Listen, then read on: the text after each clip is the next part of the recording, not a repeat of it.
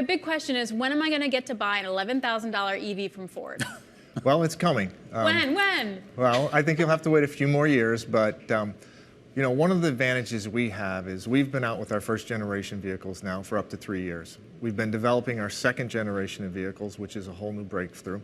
We've brought in people from outside of Ford that have expertise in that, and we are developing a low-cost EV platform so that we can be a big part of this S-curve when it comes time.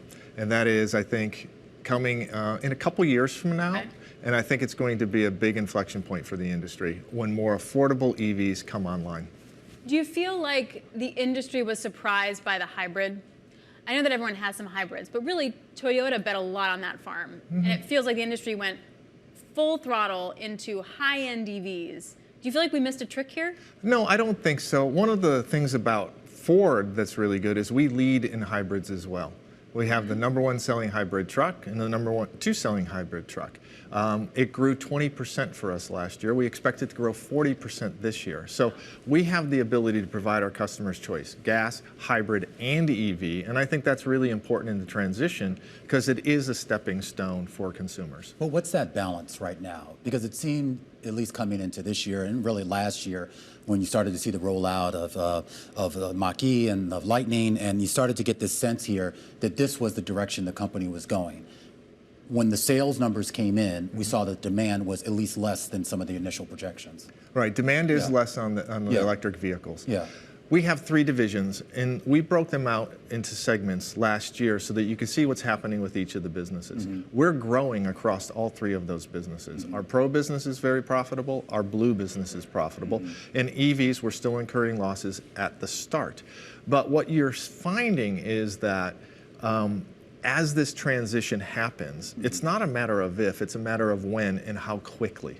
And I think that's what we're seeing. Yes, it's slower than what people thought. Right. The S-curve or the adoption curve is less because we're now moving from early adopters to early majority. And there's different satisfaction issues that they have around charging and or price that needs to be resolved. So you're still confident on the long-term trajectory? Very confident. As you know, of course, Wall Street investors tend to focus a little bit more on the short term. And when they look at some of the losses in that unit, the question that seems to come up time and time again is, until we get to whatever that future is going to be, how much of the development on the EV side of that business can sort of feed into some of the other businesses in a way that maybe mitigates or at least makes those losses a little bit more manageable? Well, there are technologies we're developing that will be part of the electric business, but will also be used across our Pro business and our ICE business, our gas business. And that's things like the digital electrical architecture, which is a new upgrade we're going to bring forward here in the next couple of years that's going to change the whole experience you have with the vehicle, from the way you interface with the interior of the vehicle, and then our ability to update the vehicle over the air and provide new features or experiences or services. And that'll be across all 3. So part of the development for the electric business is also going to help the gas business as well as the commercial business. So just broad picture too, and I've covered commodities for a long time. I'm hearing reports like Glencore, for example, they might have to shutter a nickel mine because the demand for EVs isn't there, and that's causing them problems on the mining side. What I see playing out though is when that S-curve really moves, you're not going to have the stuff. Like, how do you make sure you have the nickel, the lithium, all the stuff you need when the demand isn't there today? Right. Go back 18 months, right? Okay, 18 months ago, the narrative was, look, people aren't going to have the minerals or the batteries, so you have to vertically integrate. You have to create your own battery plants, right? So it's shifted a bit. I think what needs to happen now is we need to be more thoughtful as we go forward. And of course, we're going to have to balance that. But I think the demand signals as we move through time are going to be much clearer than they were a year ago or 2 years ago. And so I think we'll have a little bit more time to get out in front of things. What is your biggest headache? I'm going to give you like 5 multiple choice, okay? Okay. So what's the biggest headache you have right now? Is it government policy, because that could change in like 8 months, Tesla price cuts, competition from cheap China EVs, or your costs, whether that's labor, whether that's material cost, or interest rates? Yes. Awesome. Good. I'm glad we solved that. Those are 3 key variables that we need to work on continuously. What's the hardest for you? I would say that right now, it's cost. It's making sure that we get to an affordable cost structure that can allow us to generate what you started out with is an affordable EV that can appeal to more customers. How do you do that, though? I mean, we look at competitors. I mean, I think you kind of referenced BYD. Obviously, we know that the sort of business model that Tesla has taken here. The structure of Ford is the structure of its supply chain, the relationship you have with your workers, and the contracts you have with unions puts you at a higher baseline cost level than some of those pure play EV competitors.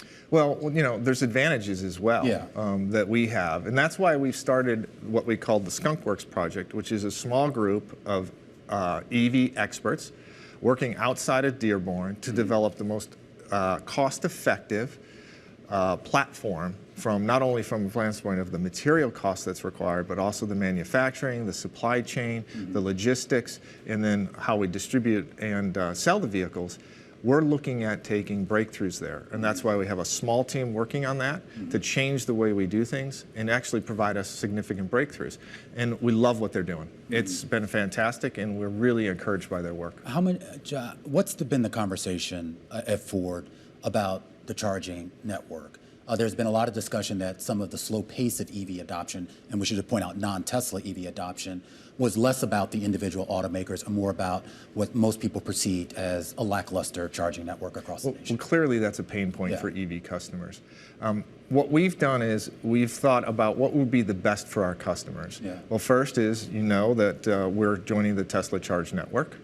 The other thing that we've done is for all of our EV dealers, what we've said is that to be an EV dealer, we've set standards. One of those standards is that they have to have high-speed charging.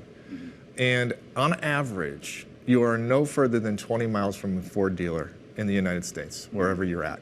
That's going to open up significant charging for our customers as well. Are the majority of your dealers on board with this? A majority of the dealers are becoming certified EV dealers. The ones that aren't, what's your relationship with them? Well, I think they'll come along. They'll have another opportunity to do that.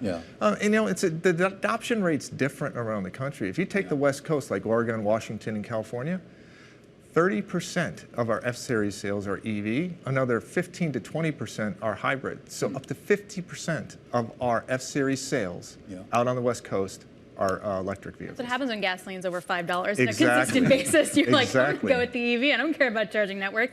To policy, so two-pronged. One is that the Biden administration supports EVs and also have stringent requirements on what sales have to be of EVs. But then you have a possible President Trump that wouldn't care about EVs. Which policy is better? Well, I don't know that one's better than the other. I'm not going to get down that road. You have to say that, but I mean, but I think what we need to think about is that you also have the states involved as well. And regardless of what is done at the federal level, I think the states are going to continue down the path they're down. And that's going to drive us to be more efficient from a CO2 standpoint and need to meet their compliance requirements. So I think it's multifaceted, and you have to look at each of those variables, federal, state, and satisfy both of those. And then to that point, the battery factories or construction that you're building across different states like in Kentucky, Tennessee, or Michigan, you've already cut some of those. What is your level of confidence that where you guys are at right now with those investments stay? Very confident. We think we've right-sized based on the demand curves we see now, which have been adjusted down. So we've right-sized the capacity going in, and I think we're in a good spot relative to what we see coming.